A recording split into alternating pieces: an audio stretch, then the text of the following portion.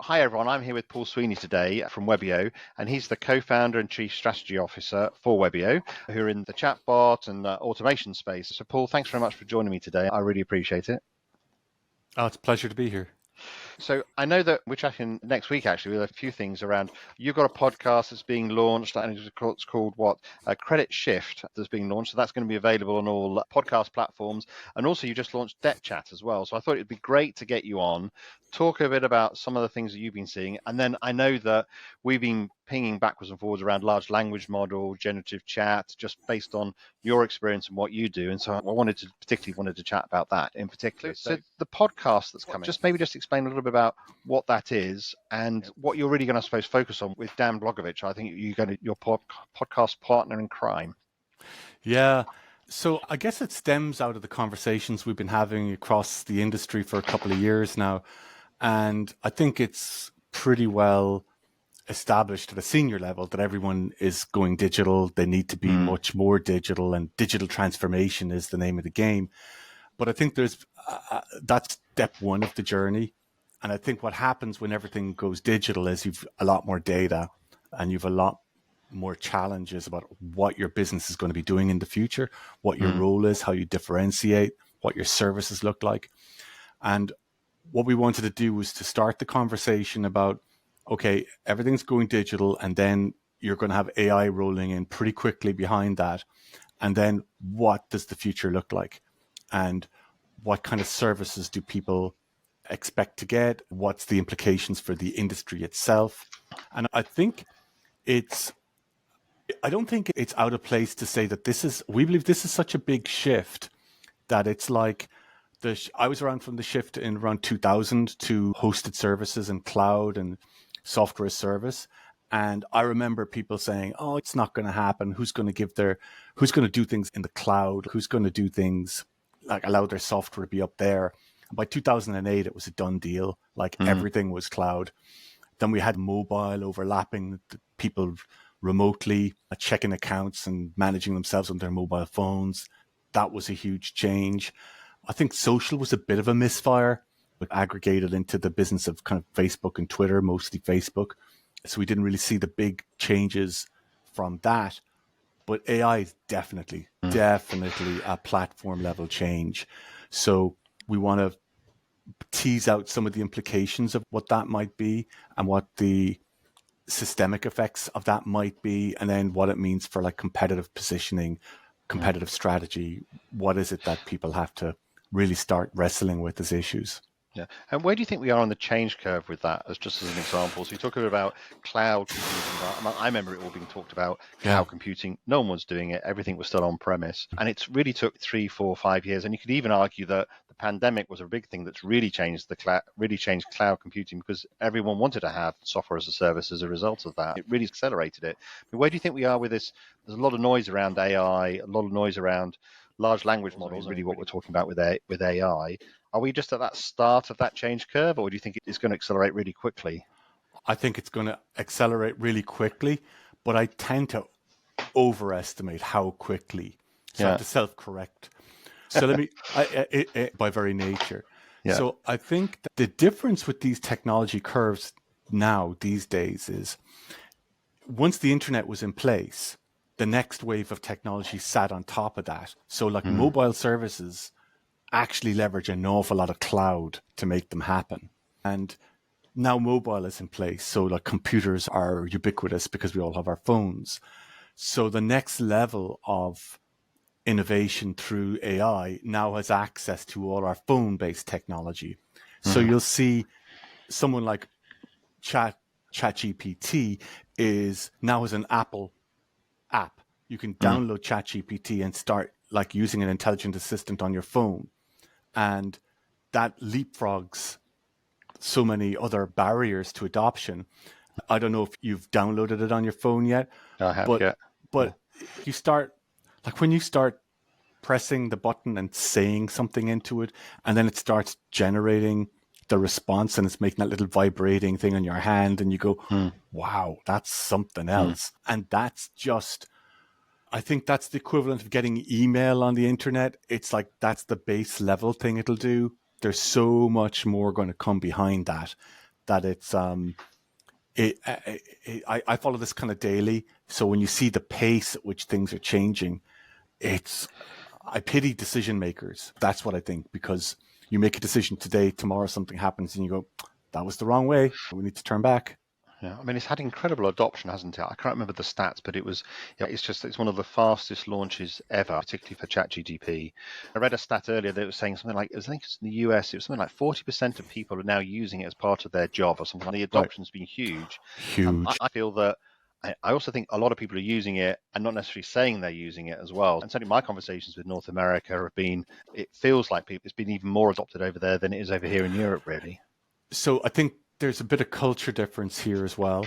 I think you're pointing that out, and we'll come back to the safety aspects and the safe use aspects. But what it's showing is, it's in business terms, is signal.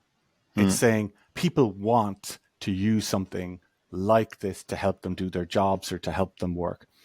And I love asking people when their bosses aren't sitting there, so how are you using it? Are you using it to do some of the coding work? Are you getting it to parse for you? Are you getting it to turn it from one kind of code to another? And, oh, yeah, I'm using it to do this and I'm using it to do that. And so all the developers everywhere are using some version of a Copilot to write basic stuff or to do basic tasks. All marketing people are saying, get me a first draft of this, like first draft PR release, first draft marketing materials, first draft email. And it's getting good enough now that it's okay, first draft is nearly done. Just a little bit of fiddling and then out it goes. And now I'm just super productive. Like, I showed this to people and they just literally said, I got to go now. I put down the phone and went straight at it. So you just gave them a secret weapon that they can use to get all the work that they need to get done. Yeah. And when you go to a senior person and you go, are you using anything? And they go, well, what would I use it for? And you go, okay, let's start with simple things. Are you writing anything to your company? Like, what about the CEO letter, the update? How are we doing? The stakeholder letter? How are we doing with our investor letters? How are we doing with? And they go, oh, I didn't realize I could use it for that.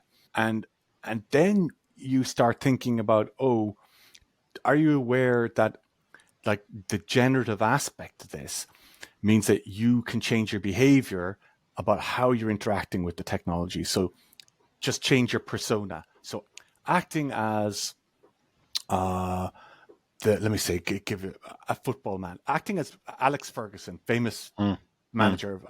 I want you to write a pep talk to my team as if we're down 2 goals going into the second half, and I want you to inspire them in the manner that he would do. Use all the available TV footage, use all the available XYZ to get that done.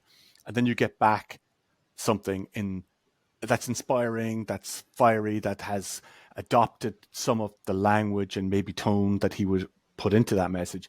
And let's say you find that incredibly useful as a first go. And then you might say to yourself, yeah, but how would Alex Ferguson maybe identify players that he needs to take aside and give an extra bit of coaching? And you say, acting as Alex Ferguson and using the following sets of information and data, identify the person that he needs to have a talk with and identify the tone of the intervention that would result in increased performance for that player. And then it generates, hey, Paul, I realize that it's tough that this is a high pressure environment, but remember, people are counting on you. Your teammates are really looking for you to really run that midfield. And I go, okay, the team, I got to step up for the team. It's not about me. It's about the team. And that was perfect intervention for me, right? So I think that what we'll see is that as we learn more and more of what the potential space is for using the technology, as it unfolds as to how it can help us, you'll actually see much more of it being used. And therefore, I think we're only at the beginning of it, but I think it's going to be everywhere really quickly. Yeah.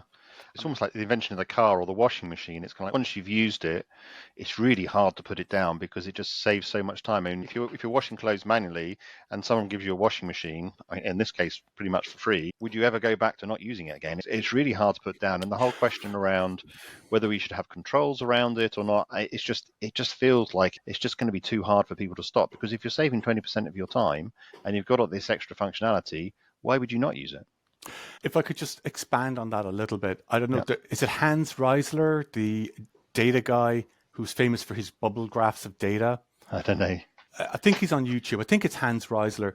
He famously showed this graph of family size and GDP of a nation. So as family size decreased, GDP went up, and average incomes increased. So he showed how it evolved over time, and it's a very good data visualization example. And he had another example where he said that one of the great things that the clothes washing machine brought was his mother was freed up from all this time that she was spending washing.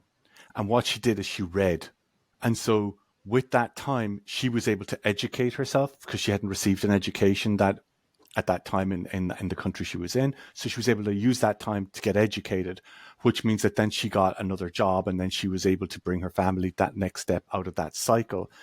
And so what happens is, I used to say about the example of around 2000, I was working at a telco, and we used to think about broadband or DSL and ADSL. We used to think about these things as being able to deliver like video on demand. And it's to go, yeah, it'd be like movies pumped into your house, like at lightning speed. Yeah. And it'll be amazing. Yeah. And the competitors to this will be the cable companies who are providing multi-channel like experiences, and they'll be providing telephony and stuff. So we're going to be competing with each other. So broadband was going to be faster movies. That's essentially how they conceived it. But actually, broadband brought us remote working. And with remote working, we were able to be fathers at home with our families. So broadband brought us time with our families to develop relationships and develop better relationships with our kids, be there for when they come home from school or collect them from school, and actually build better relationships with our families. So I think the second order and third order impacts of technologies can be far bigger. They just take a little bit longer to wind out.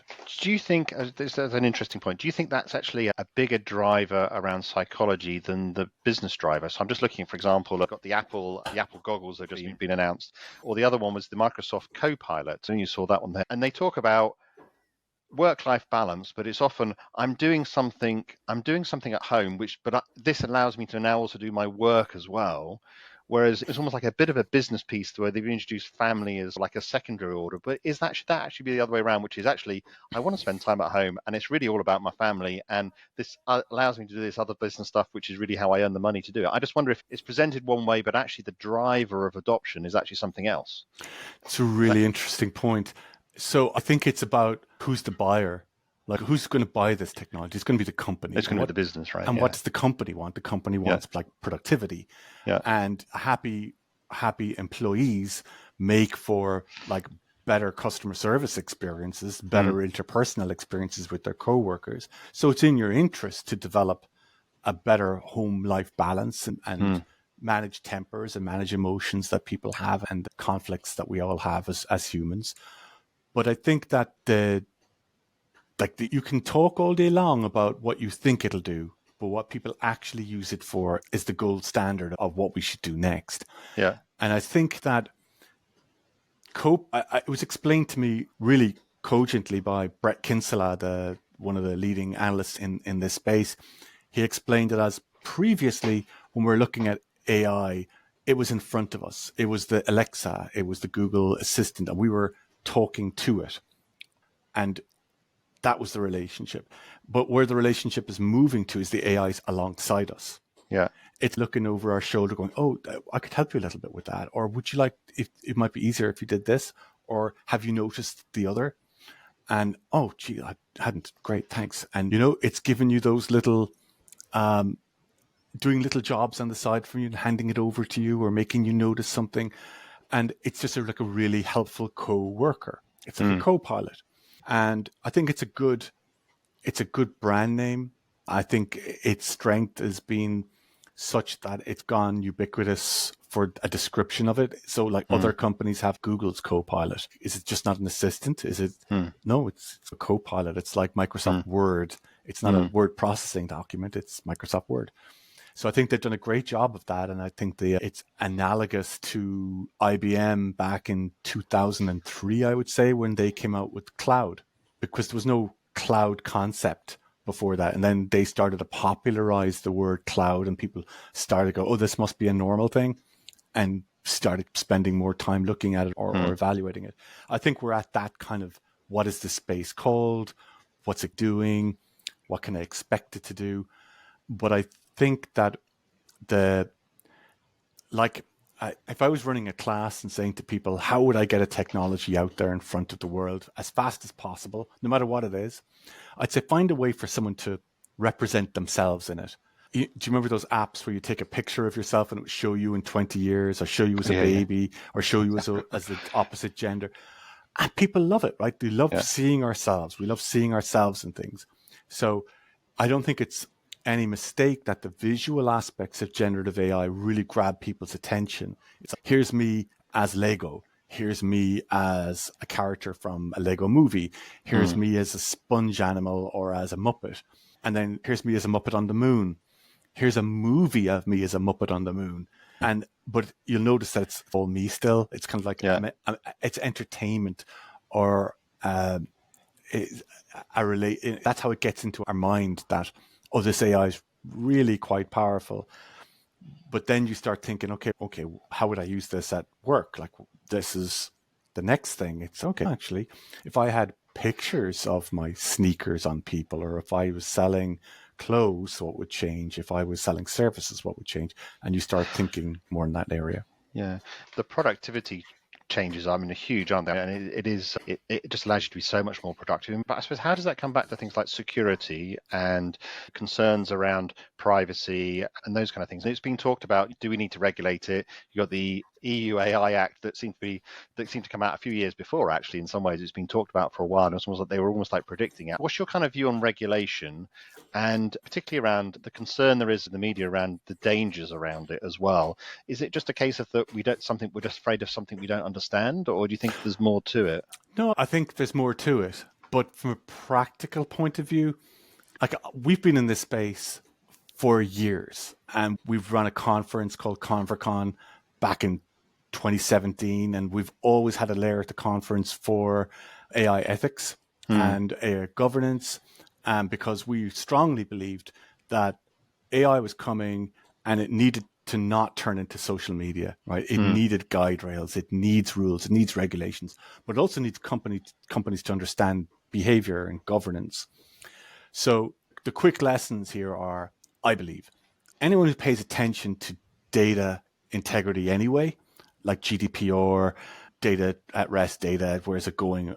Anyone who's paying attention to that stuff anyway, this is significantly the same. It's like, where's my data? Where is it going? How is it being processed? What's it being used for? Do we have the right permissions in place to do this? Is this managed in a policy? Who's in charge of it? The standard enterprise questions that you would expect anyone to ask in our business. It's just that everybody needs to start thinking like that. It's like, where's my data going? How's it being minded? Just standard stuff, right? Just do the standard good job of understanding how your data is being used, where it's going, and what actions are being performed on it. And I think it goes a long way to removing the concerns, and it'll drive out any issues that you have concerns about, because your compliance people will see it. That's the first thing. Yeah. The second thing is, just in terms of the large language models themselves, and I'll just use the term chat GPT because everyone understands what that is, right? But I'll come back to that as well. Just when you're using chat GPT, it's like a use policy. Like, you had an employee use policy to say, look, we don't mind if you're using the internet. Everyone has to check when their deliveries are due or whatever. But we also know that you have to use it to do your job. Like, for whatever reasons, your company, everyone has to use the internet at some point to do their job now. So it'll be similar. everyone has to have access to AI, do their job. It'll be a similar kind of, what's our policy? Is it clearly communicated? Does everyone understand it? How do we enforce it? How do we measure it? How do we prove it? So it's going to be the same kind of governance policy, I believe. Again, from a practical point of view, I think that's how it'll get handled. And when you're looking at a developer and you say, you didn't just copy all the code and put it into GPT, did you? No, don't ever do that. So you have to educate people that you can't just indiscriminately throw things at an outside business like that and not be at risk of compromising something that this company cares about. So again, it's just part policy, part education to say, we know that you're going to use it. Just to give you a quick example, right? Let's say you're writing a letter, which is going to be the lowest level kind of risk thing that you want to do there. Don't use your real name, right? Don't use your company's name. Don't use the company's name that you're writing to. Don't use any details of your account that you might be able to identify.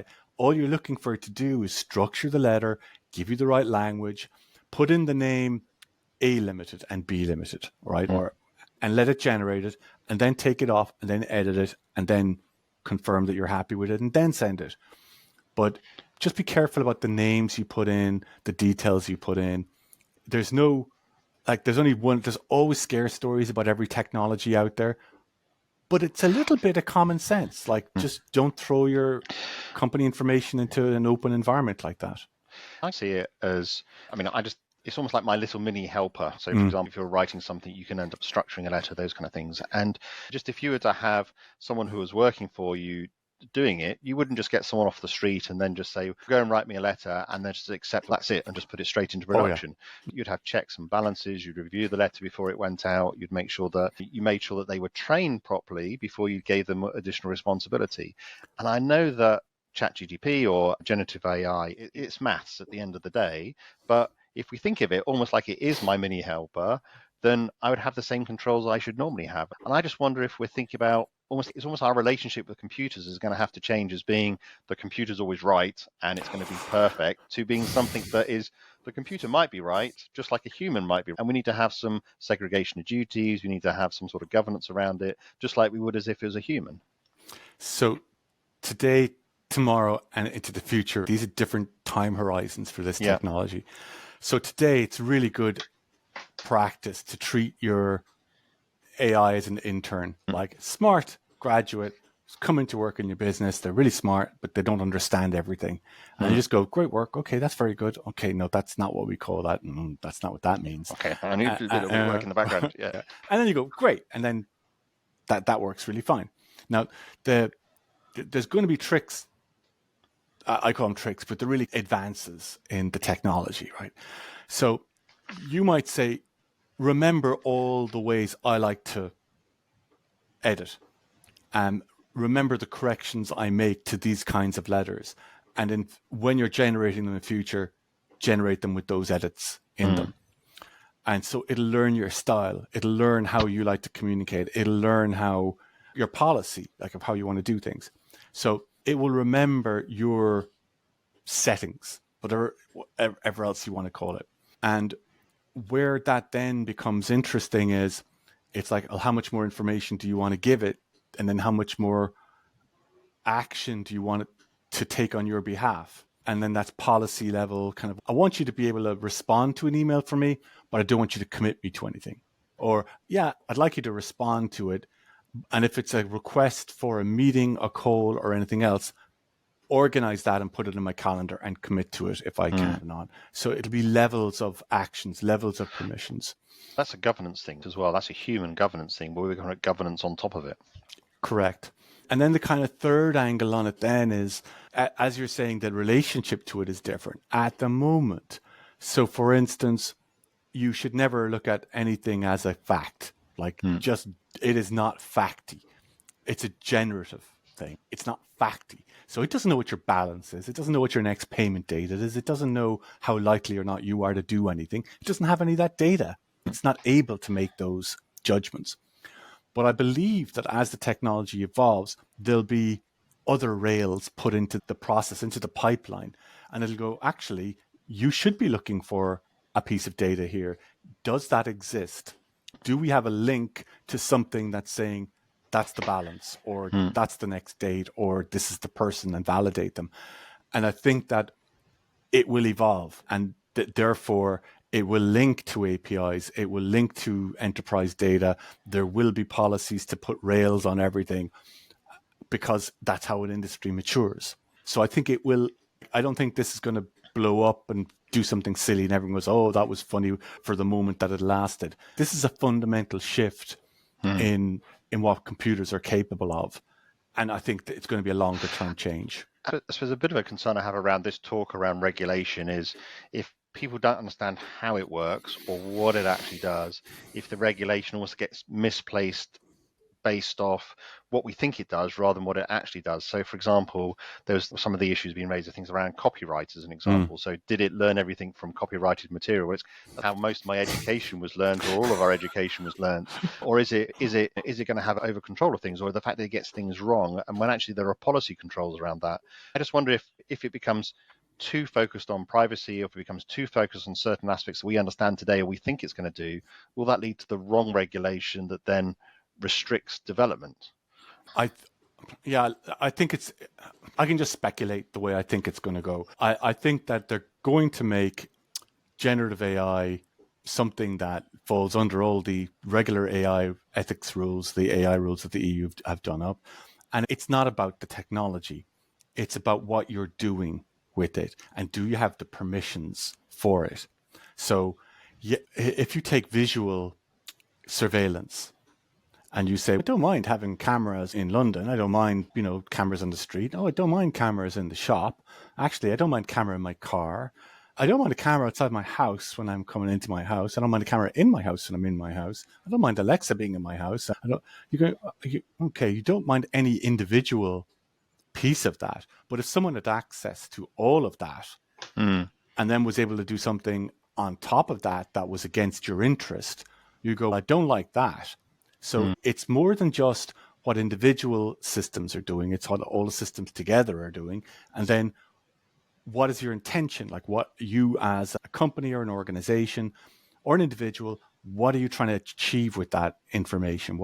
Is that in the interests of society or people? Or are you using it against their interest in some way? And I think that's why you need to have a body, and I know it's register hard. And those sort of things. Yeah, no, I think you do need to register, but I think the more to the point, like it's having the right. We found having this conversation over the years at ConverCon was that best companies are on top of this already, and what they have is they have committees, and they go, who's on the committee for AI ethics and oversight? Do we have a committee? Yes. Who's in charge? So who holds the bucket for this? Somebody has to be accountable for it. Who's accountable? Nobody. Okay, that's your first disconnect. Second, who's on the committee that discusses this and evaluates this and communicates to the rest of the business? Oh, it's all of us. Like, it's 5 college-educated, middle-aged white guys sitting around the table. You go, oh, second, that means you don't have a requisite diversity that reflects society and how it's likely to respond to the services that you're providing and how you're providing. So you have to make sure that you got representation on that body. And then you've got to bring those policies out to the rest of the business. And I've been really impressed by the way some companies have managed that in a really considered fashion. And thus, every new technology that comes in and every new use case that comes in, there's a review process. Like, people look at it and they evaluate it, and they have people who are used to doing this and making those decisions. Now, there are some of the bigger companies who are very well set in this area, but in principle, I think companies will need to start making someone responsible for the AI, putting the policies in place, how we communicate it. And I think that's how it'll ultimately get managed at the company level. Yeah. So you're almost saying, I know the EU AI Act is managed at that policy level, a bit like you regulate financial services, rather than regulating the technology itself, regulate the policy and the inputs and the outcomes from that, and let the technology do its thing in between to protect society as much as anything. Yeah, I think that's the only way to go. Personally, I'm not an expert. I'm not a lawyer. I'm not any expert in AI ethics. But just, again, referring to how quickly everything changes, in this area. The minute you regulate for one thing, like another major game changer could occur. To give you an example, so around February, when ChatGPT came out and GPT-4 then was the big one, they were talking about the number of parameters in it and the number of tokens and the size of the database. And you were hearing these numbers and you go, oh my God, these numbers are huge. And then another company would come out and go, we've got twice as many parameters and 3 times as many tokens. Oh my God, it's 3 times as big as the last big thing. And then a moment occurred. And around the back, the university said, oh, we've got a language model that does all that stuff and it only has 1 million parameters. Oh, but I thought we were going up. We didn't need to go up. We changed the way the model works. We needed far fewer parameters. And you can put this on a phone. Yeah. What? You can actually just get it, put it on a phone? So, yeah. Oh, what's the next one? Oh, I've got a smaller model and it's 3 times the size of power of that last model. Oh, hold a second. We're going the other way now. So how would you regulate for that kind of a breakthrough at a tech level? So I think it's about controlling at business level. Okay, there's operations, governance, oversight. That's like in the kind of businesses that we're in, we understand how that has to happen. It's very regulated now. There's strong governance in place. It fits into that mindset. And people who have that mindset anyway will understand, no, don't do that, can't do that, wouldn't do that, can't do that. And they won't fall for that. Like they just won't fall for it. I think it's where, it's people who have access to this technology now and are able to generate. People will always, like the ones that'll grab the headlines will always be the very negative use cases, right? Because it's our human nature to respond to that. But nonetheless, if your image is out there and, hey, I'm pretty sure that I could go through all your podcasts, throw them into a large language model, clone your voice, replicate your syntactic gestures, and create an entirely synthetic podcast for you. And I could actually get ChatGPT to structure the topic, pick the topic. I could get it to generate news. I could get it and say it all in your voice. Yeah. And you'd go... And probably get more viewers. You would get more views because you'd be able to tell it to optimize, right? Yeah. And so just to give you an example of how that's, the speculation of how that's getting used today is the guys in Spotify are saying, oh, second now, we've got all these people, like, let's say Joe Rogan, right? 100 million or more probably listeners every couple of days on his podcast. And you're a car dealer down here in County Cork. And you're saying, do you know what? I'd really love it if on my Spotify stream, I had Joe Rogan saying, Paul Sweeney's BMW sales, they're amazing cars. He's the best guy. Go talk to him. I know him very well. And that ad comes out in Joe Rogan's voice. And it goes to listeners just in the Munster region of Ireland who've been identified through their IP address and segmentation and all the rest. And so Joe Rogan's voice has been cloned. The copy's been generated by, again, just generate me copy that'll sell, generate me the best copy to sell a BMW if Joe Rogan was the guy saying it, and then just pay your money and pump it through the network, right? And so you're going, that's just localization, maximizing a brand voice or a brand asset of Spotify, and then they redistribute. And you can, that might be a harmless case. But what if they got your podcast voice from the internet and they made you say some really horrible things, and they promoted the podcast and they defamed your name and they got you picked up by various news outlets who fell for it? That's really negative, but it's the same tech. It's like the same tech used in just entirely different intentions, I should say. So I think I've yet to really see some. Actually, no, that's incorrect. I have seen some amazing things happen with the baseline technology that gives me not pause, but it tells me that this is bigger than we are capable of understanding right now. And just give you an example of why I think that's the case. The exact same technology was used to understand how proteins unfold in a DNA strain, a genomics sample. And it was untrained. So it trained itself, it figured out what was going on, it figured out the genes, it figures out how proteins unfold. And prior to this, it would take a PhD researcher, his PhD or her PhD, it would take them to 3 years to establish how it was going to happen. They'd have to write it all out, do their experiments, and that would be their thesis. The large language model did all the proteins in 3 months, all of them. This was an impossible project, and it was done in 3 months. And you start going, okay, what else could this start to sense? Can this model be used to sense other things? And I think that the innovation space in front of us for this is huge, which is why I think we need to really start thinking about it. Yeah, and I suppose a couple of things there is just going back to the almost like the fraud case. I mean, you think about debit cards as an example, or transactions, right? They've got great use, but they also have this fraud use as well. And so I quite like analogies. So do we think of that almost like as an analogy for that with these kind of models, which is these things are going to happen. How do you put guardrails and policies in place and investigations to make sure that it doesn't happen? So in your example as well, so I just wonder if there's that kind of analogy. So can we use analogies to then put some of those guardrails in place? I think we have to, but this is the job. We have to figure out how do we start thinking about it. So thinking in analogies, thinking on, okay, this is our process today. How might this change? If this were to happen tomorrow, how would that change? Identity and fraud is an obvious one. People, like, if you can have your voice clone, if it can generate like an absolutely pitch perfect voice, how are you doing? Like, you go to your vendor, right? And you go, look, if this happens, how are you guys set up to identify that? What's your strategy for doing that? And they might go, actually, we don't have a strategy for that because we haven't seen it yet. But then you go, you guys need to come back with a strategy on that because we think it's inevitable that this is going to crop up. And now you're feeding into their concerns that they're hearing from their marketing going, hey, we need to figure this one out.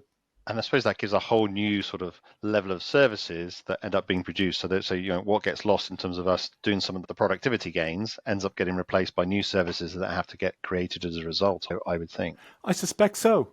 Like, I like keeping track of the things I called wrong as much as the things I called, because you probably learn more from it. And I remember when the facial ID and the card tap technology was coming out, I was going, are you really telling me that it's so convenient that I'm not going to just take out my credit card and tap? Like, I have to tap it on my phone. Yeah. That's your big innovation. Yeah. And it was like, actually it was totally a game changer. And then I don't even have to do anything. It just sees me and validates it. And off I go. It's like touchless, cardless, but it sees me, authenticates me, enables the transaction, gives me the receipt, and I go off. And it was just that little bit easier. Now, we had the pandemic, which accelerated the whole thing. But I like thinking of it as I just carry my phone with me. I'm sure it's everyone. I carry my phone with me. But because my card is on my phone, I no longer carry a wallet. And because I no longer carry a wallet, I hardly ever carry a bag anymore. And because I don't carry a bag, effect. And so I think that what will happen is you'll see this, like, changes that are systemic like that, just kicking across everything. Like, what happens when you can be instantly authenticated because of whatever service, because you're just carrying your phone. It passively sees you. It knows that it's you. I've asked my assistant something, like my regular Google Assistant or Apple Assistant, and I say, do I have any... No, we're not acting like this right now, to put my boot down. But it would be very handy for me just to be able to click on my Siri and go, hey, can you make sure that XYZ happens today and inform me if my daughter spends more than €20 today, because I really like to keep an eye on her, on her spending. And I go away, right? And the agent goes away now. My intelligent agent has gone away, and it's said, okay, nothing happened yet. Oh, she spent €30. Yeah. Come back, pop up alert. Yeah, she's going to spend €30. And I told you that I'm going to put a block on your card now, and that's your spending gone for the week. And I'm right. And so that behaviors will change. I think it's going to be really interesting to see what behaviors change and how they cascade. But the identification, verification thing, it's like a passive service in the background. And I'm interested to know what happens next. So what next? Yeah, I think it frees us up to, like the brains up to do something else. And I think when you were going through that example, one of the things I'm finding with facial ID is you end up forgetting more of your passwords, right? So as an example, right? So you're trying to work out what it was, or you're having to reset them all the time, or those kind of things. But it creates this almost like unintended consequences and sort of behavioral change as a result of us doing these things. Absolutely. And as well, I think analogous to that is, I think we start forgetting names too, and navigation, how to get from A to B and route ahead, and do I go this way or that way? How at this time of day? You stop? Just turn it on. What's the best way? Even facial recognition. So we've not met in person, right? But when we meet in person, it'll be like, you're not a little bit different from the screen because you're in 3D and you're like in reality, and you might be saying, "Oh, Chris, you put on a little bit more weight than you were on the screen," or maybe hopefully not. But it's kind of like it changes. The perceptions are slightly different, and the real person becomes the person on the screen through the pandemic versus the person you actually necessarily meet. And so it's kind of like we're trying to blend reality versus not in some ways. I think that's a good example there of digital interactions, humans and artificial humans interactions, and then human to human kind of contact, like physical in the same space as somebody. And I think that these are gradations in how and what kind of relationship you need to have with someone to get something done. So for instance, meeting online and talking to people, it's really important in your workday to stop, ask the person how they are, what's going on in your area, how's your dog, are you getting out at all, and build some social time into it, because we've built our meetings back to back. Oh God, zoom all day long, right? And we actually degrade all our relationships because we don't take time to care for the other person, to show them that they're part of something, that I've remembered what you said last time, and you build those relationships. Now, I think even that can change. I was using Google Meet for the first time in a long time yesterday, and it said, "Your background seems a little darker. Would you like to brighten it?" I went, "Yeah," and just a little wipe across the screen, and everything brightened up. I said, "Oh, that's nice." He goes, "You're looking a little tired today. Would you like me to remove the circles from under your eyes and just give you a little bit of a skin glow?" And I go, "Actually, I do. I would like that." And he goes, "Zoom again." He says, "Actually, your voice would be more receptive to others if you just took out the up tone a little bit and then the down tone." Sounded like Joe Rogan. Actually, do that a little bit there. That'd be great. So now you're talking to me and you're meeting and you're interacting with me, but you're not, because I've changed things a little bit to present myself a little bit better, right? And you go, that doesn't seem like a good thing to do. Kids do it day in, day out for everything. Like they will Snapchat as bunny rabbit heads, and they will create characters that they represent themselves at. They will put things on their heads. They do all this all day long anyway. And your voice is going through a service like this, and it's taking the top out and it's smoothing things out, and it's just making you sound a little bit better, a little bit higher quality. And you go, that's just good service. That's just good. Good. But is it me? Is that really me? Do you think we're becoming part of the machine? In terms of we talk about embedding technology into our lives. Do you think we're getting embedded into the technology lives? And so it's becoming like one and the same, where it becomes, and there was this, it was around almost that point of unity, right? I can't remember what it was. The singularity, The singularity. Yeah, do you think we're getting near that, where it's becoming, is there a danger of it? No, I don't.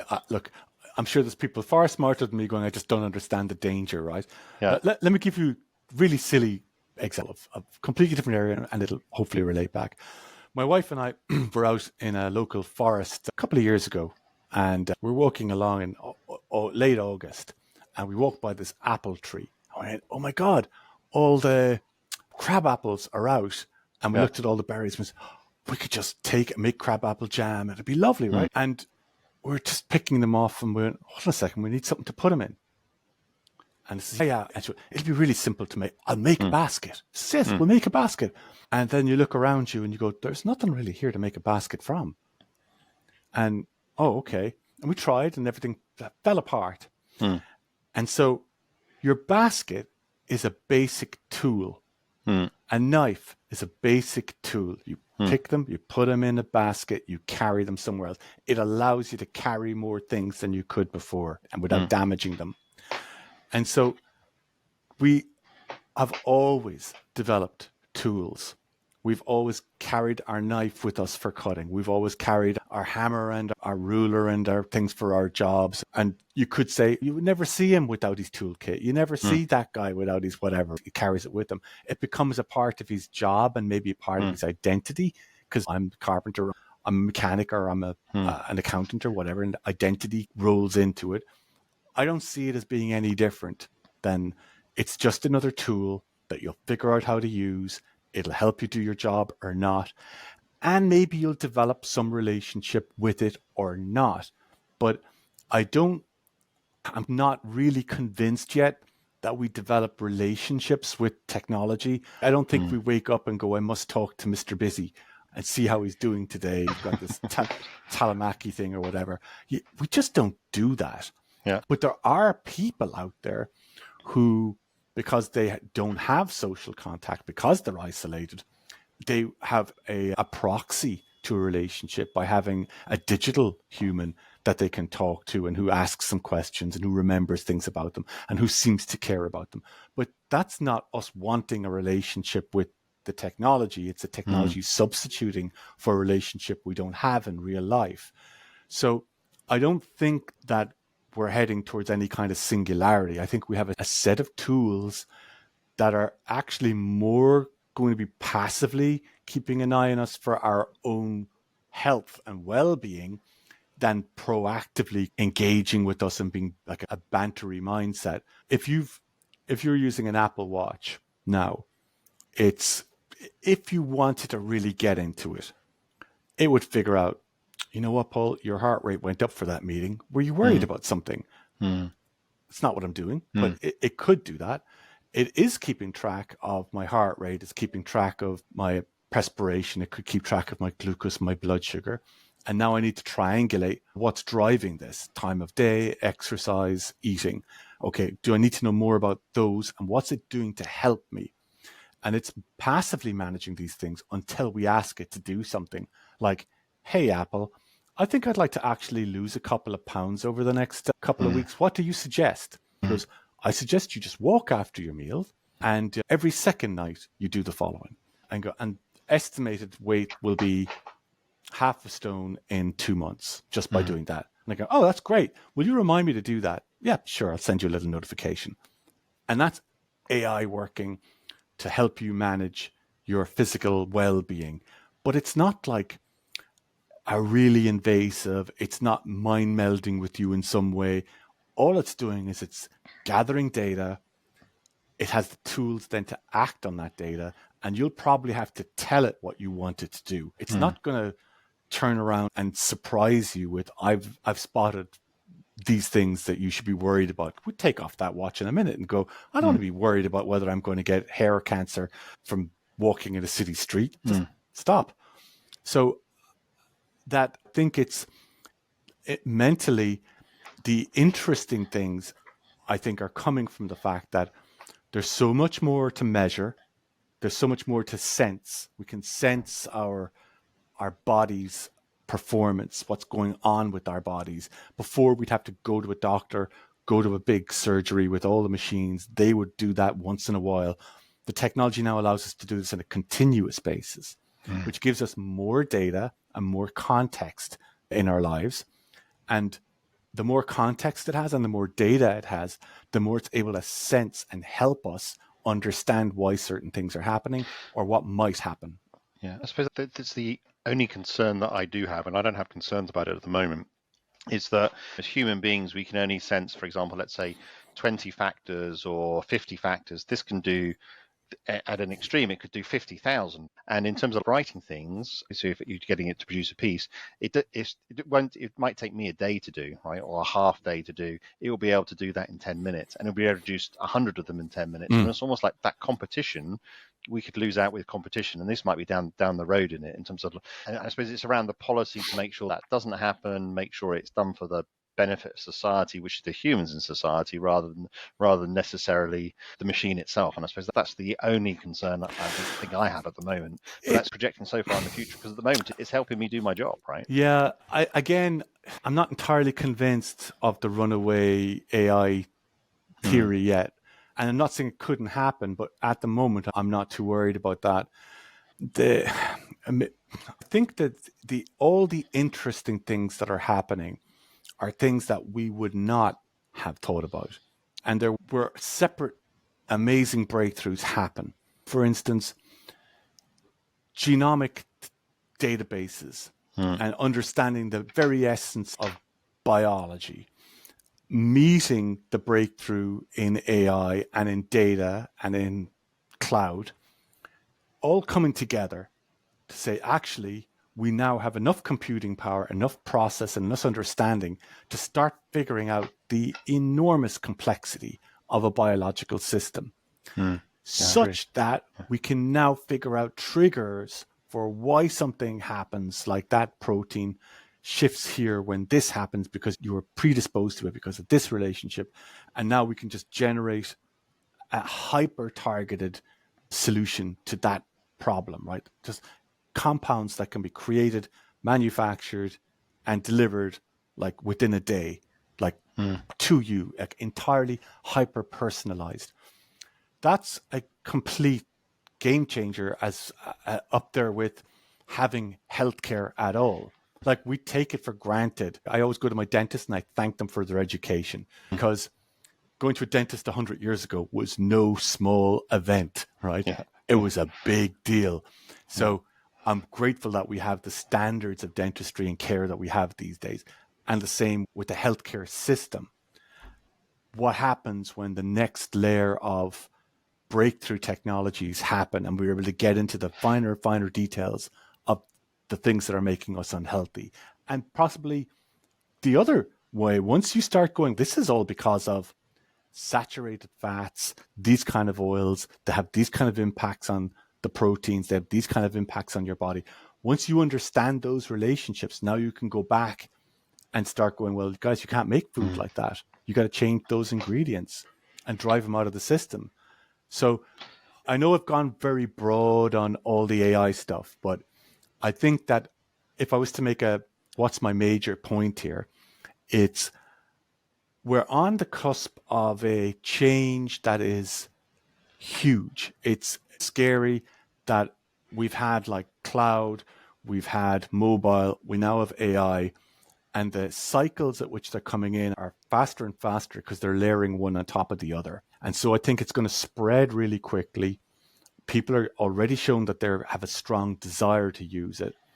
It will change the nature of work for a while, and then we'll reorganize ourselves. Like, we'll figure out, okay, actually, we'll just change the way we're organized, or the way work is organized. Yeah. Do you think that people today, if they're not using it, they're going to fall behind? It feels some people have adopted it. Let's say it's 20-30% of people are adopting it, and adopting it more than we think, as we talked about at the start. Yeah. If you're not using it, are you going to lose out in the competition with the people who are? 100%. I've absolutely no doubt, like zero doubt. Like, you're going to lose out. You have to figure it out. Yeah. And I suppose I want to come back to web chat and consumer interaction and those kind of things. I know you guys have been working on it with debt chat and some of those. I mean, where do you think large language models take that world and take the messaging, communications world and the two-way chat into the future? What's next for that, do you think? It's interesting. We have our view. I'm not saying that it's, obviously we believe strongly in it, but I'm not going to say it's the absolute truth, right? Because it could evolve another way. So our view on it is that every organization should have their own AI model, and they should be able to control it from head to toe, understand how everything works in it, and be fully accountable for what happens in that model. And you have to be. because you operate in a regulated environment. So you have to be able to explain how everything was decided upon, and then you have to be able to back it up as to why it did that. And every industry, to some degree, I think, will have to struggle with how do we do that. The view that we've taken is, and from our experience of working with companies, is simple things, very simple things like that was a successful payment, or that was a successful promise to pay, or that was a successful XYZ, whatever. They all get defined slightly differently in every company. They all have little different ways of thinking about something being done or completed or defined or labeled. And so what we wanted to do is give everyone the understanding that it's their labels, it's how they've labeled it, it's how they've defined it. That's what's training their model. It's trained on their data and their conversations. So it's not synthetic data. It's actual conversational data from your customers speaking to you. It's not theoretical. It's actual.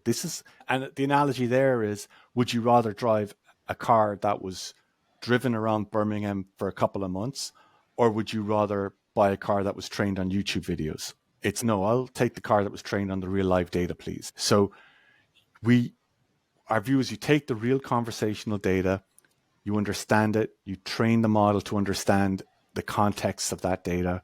Give you an example. An example of even a short phrase can be very ambiguous, like, I'd love to pay, but I can't pay right now, or I don't seem to be able to pay right now, or some phrase like that. You'd look at that and you've got to be able to pick out all of the details of that sentence and go, I'd love to pay, positive, but I can't, negative. Right now, why right now? Is it at the beginning of a sentence or beginning of a conversation? That would be, maybe they don't have available funds. The follow-on question to that is, has something happened? Has circumstances changed that we need to understand more? But at the end of a conversation, after a length of conversation, maybe it refers to the gateway isn't taking the payment. It's rejecting the card. They don't seem to be able to get their PIN number right or something. They're having a problem. They can't pay right now. There's something going on. So where a phrase is in a sentence, where it is in a conversation, can change the meaning of that sentence. And therefore you get into this concept of different embeddings. So they're structured differently. The relationships between words and phrases are different. And so what we've done is we've spent a good lot of time working with customers, building these models with them. And then therefore those models are the conversational AI that drives their conversations. So the tricky bit then is, okay, that's great. Where's the data coming from? So you've got to be like in a relationship with a company where they're willing to share the data with you. And then they share that data how? It's like over an API. It's like that's the amount of money, that's the date, this is the time, this is the person.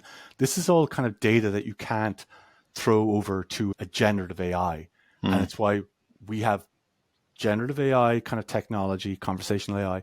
We have our own natural language understanding engine, dialogue engine, and we have our own then API. And so together, you're able to get the data in, you're able to workflow it properly, and then you're able to use the right pieces of AI together in a kind of governed fashion to make sure that everything's happening the way it should be. So if I just almost like simplistically, it's almost like you have the general base level primary education that might be general, but then you have the university education that's specific to particular companies based off their data, so they can give really accurate kind of predictions and training as a result of that. Correct. It's basically fine-tuned language model is what it is. It's a fine-tuned language model. And so when you're looking at a simple chat solution, I love it. I feel bad doing this, right? But it's also a bit of fun. If you go to a website and you press on the chat and you go, hey, I'd like to look at your whatever, right? It comes back and going, hey, thank you for thinking of us. And then you say something else. And it goes, please leave your email. Yeah. Go, that's not web chat. Yeah. That's a way of collecting someone's email. And the amount of times that happens, it's kind of like, why'd you even bother having that bubble there? So the thing about conversational chat is you're trying to get to a stage where you got this balance between you maybe understand why a customer's on this page or this part of the page, but you want to leave them say something and go, oh, okay, actually you're looking for this, and handling that exception to why they're probably 80 to 90% here on this page, and say, oh, okay, now I understand. And then come right back and go, this is the thing you were looking for, and go, oh, it was. And it's all then, it's going to be as good as your data. It's going to be as good as your training. It's going to be as good as your design. It's not going to be anyone who's turned around and say everything's magic out of the box. Has probably never worked with that thing before. But we're very excited about it because we have a background in all this conversation design stuff. And now we're saying, okay, SMS conversations, messenger conversations, web chat conversations, they're all conversations. You're using your AI to drive all these. And now you can execute things, like you can do transactions, you can confirm people's payments, you can take payments, you can confirm a future payment date with them. You can actually do account level interaction stuff with them, which allows them, of course, to automate. And so when I'm talking to people about AI, sure, there's interesting things about models and how multiple models can be used to make this happen. But as a business, you're probably there going, does this help me automate? Going, yeah, it helps you automate. Yeah, because it's just automating the conversation. But in some ways, it's a bit like the ChatGPT example was saying, which is it becomes your mini helper, doesn't it? Because it allows you to do things, that allows you to then redeploy resources elsewhere to then do something else that's more interesting and more valuable. I almost feel like saying, keep an eye in this space. I'm not saying this is us and that we're releasing this soon, because that'll be breaking my marketing people's hearts. But you're right. Like the best way to think about this is that it's an intelligent assistant for the customer. Yeah. And now it's what happens next. Yeah. So web chat is on every website, but it's so underutilized. It's just the customers know how to use it. There it is. I know how to expect. I click it. Something should be happening. And most of the time, nothing's happening when that happens. Yeah. And if you imagine that chat assistant is just going to become a digital assistant, it doesn't matter. Like it's chat. It's like it could pop up. It could take half your page. It could guide you places. You could speak to it. You can ask it things. It will become a digital assistant or a customer co-pilot. On the other side of it, you have an agent. So you're saying, how can you use AI to help an agent do their job? And that is the kind of co-pilot role. And we've been talking to customers about this and working with them. And the things that you might think they want, they don't. They like, how many times do they want you to generate a response for them? Like they know 90% of the time what the response should be. Like they know they've gone through this conversation a lot of times. So you just want the right option populated, but you don't want to generate it. You want to know that's the option. That's the text reply I want. So I think that one of the things that agents really wanted was just speed. It's time to understanding that a thing needed to be done. Whatever that thing is, just understanding what this message needs to be responded to because it's important.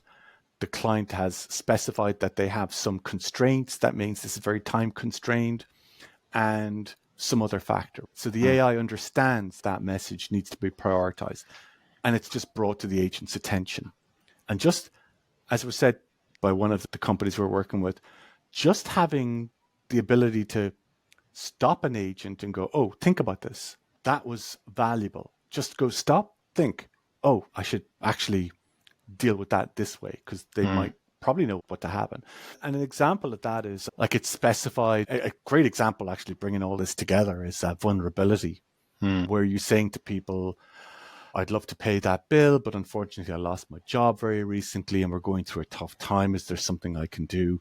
And you're saying, okay, I've expressed a text. In that text, it's expressing a financial vulnerability.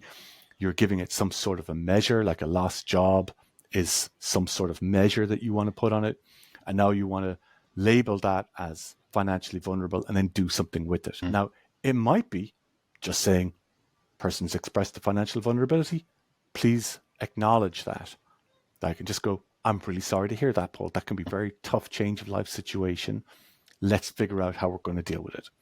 And just gives you, as an agent, a reset that says, I understand that this is the case and I want to deal with it. Or maybe they're saying, oh, that's a vulnerable person now. I need to send them to a specialist who's trained in the way that this should be dealt with. So it's, oh, I'm very sorry to hear that. I'm going to hand you over to someone who's really well trained in this and who's great record at helping people out. And I think that the speed at which you can recognize that and the surety of the action that you can take on the back of it isn't of the magnitude of, oh, we're going to develop an AI that understands all the bits of how you're speaking and all the nuances of your situation and generate the best response for you. It's okay, I can see in the future that could be a thing that might occur. But today, you just want to use the tools that are there to say, okay, don't let someone sit too long when they have expressed a particular situation, or make sure that people who have been maybe vulnerable, you've followed up with them. Like you've continued the conversation, you've done check-ins with them, you've made sure that they've done things that they said they were going to do. And I think what's happened, I've been reading some of the reports recently on some of the bigger financial services companies in our space. And what they seem to be leading with these days is we've helped 4 million people get out of debt successfully. And that's a really interesting reframing of an industry. It's saying, rather than saying that we're the most effective debt collection agency or we were the most dollar per pound collected agency, we actually helped 4 million people get out of debt. We did so where people were happier at the end of the process than they were at the beginning of the process. And we impacted brand equity in the following measures, which has a market valuation of Y. And you go, oh, okay, that's actually a really interesting turn of events into what might be required going into the future. It's going to be figuring out not just a date or a future payment date or getting promises to pay. It's going to be figuring out who needs to be interacted with, what kind of problems are they going to need solved, what kind of skills your agent's going to need to help them navigate that, and who's doing this. And I think that's really interesting and a genuine shift in what an industry might actually end up thinking its job is. There is, again, there is always, we need to be responsible in credit and the type of credit that's given. People need to be responsible in the credit that they take out, and we need to be responsible in how we help them deal with whatever credit situations they're in. And there's many different types. And I think that with the availability of so many tools and so many digital products, I'm wondering what the service looks like going forward. Is it micro-targeting, micro-niching, micro-journeys? Is it much more behavioral? Is it much more, or is it just simply helping people have better conversations as individuals? But I think it's interesting what you're saying is we can talk about all these exciting things, and it's great that we can look at all these extra parameters, but really at the end of the day, you've got to narrow it down to one or two things and making customers' lives easier. And it might be the aha moment that what we thought from our frame of reference the customer wanted is actually not what they wanted, or actually the solution might actually be a very simple solution rather than something that's going to be way more complicated.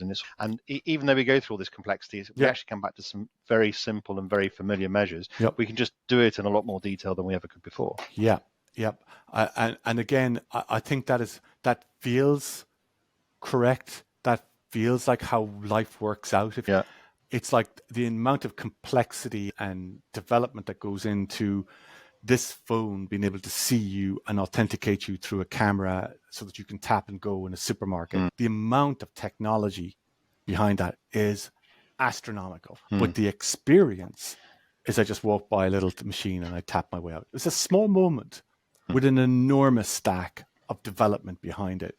And I have a feeling that the way the kind of it ends up looking in the application is it's a number of small things in the application that have a huge layer underneath it to make it happen. Yeah. So you could work for a year on a feature and it just shows like one little thing on a sidebar that goes, actually, this customer has gone from being likely to pay and happy to unlikely to pay and unhappy in the last two turns of this conversation. Yeah. We need to think about what happened here and figure out what the next best action is.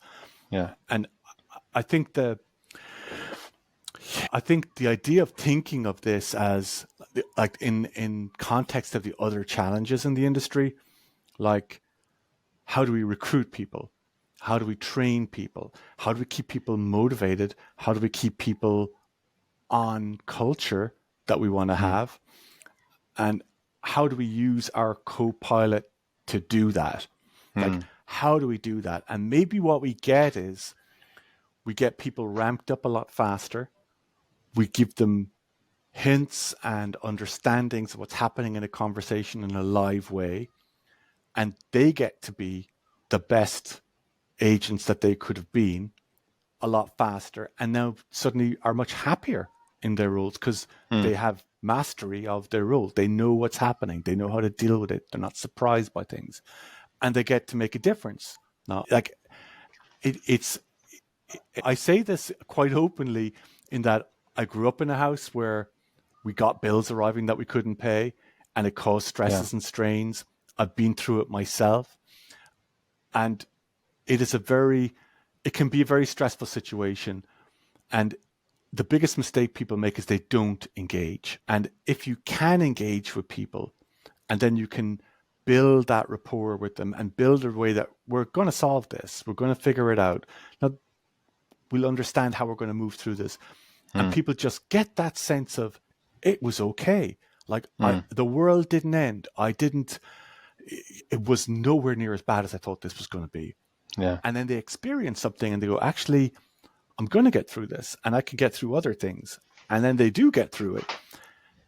I think if agents understood that the person that they helped or met 2 months ago has now become debt free, and you understood that you played your role in that, I think that would change your mind a little bit, right? Yeah, you know what? I helped three. You go home and you'd tell someone, actually, the 3 people I met and worked with, they were all declared debt free today, and we sent them a card, and it was a thumbs up from all of us, and it was great. I mean, I certainly hope that this whole conversation allows us to do some of those nice, more human things. That sort of has to be the hope of it, doesn't it? So. It's already changing. It's like I think you were saying, do I need to look at this? Like 100%, you need to look at this. This isn't a kind of if and but. This is, you've got to look at this. The major issue I think we were looking at is, technology is important and going through and but if you've got the right oversight, governance, and processes, you'll drive out those issues. You'll figure that out. Just make sure that that this is a part of that process, that you're doing that. And then the next layer is, it's probably going to change some small things in your applications and services first, but then it could gradually get more and more. It's that snowballing effect. And once it's in place, and once you've got your processes and relationships in place, then it cascades and figure out it. Again, what we've seen is some processes are like 50-50 automated, person, human. The ones that are 100% automated, they disappear for the company, and they have outsized effects for them. It's, if I could automate that whole process, something kind of changes in the business, something fundamentally changes. And I think that end-to-end automation will happen for some conversations, and then that opens up the space to change the nature of the service that you're giving later on. And that's why I think digitization and AI is going to change the nature of the services that people deliver in the longer term. Yeah, it's going to be fascinating to watch. Paul, thank you very much for making the time. I really appreciate it. And, no problem. And we've got to make sure we catch your podcast, Credit Shift, as that comes out too as well. So sign up there too. Hopefully there'll be some interesting conversations to be had. I have no doubt. Thanks, Paul. No problem.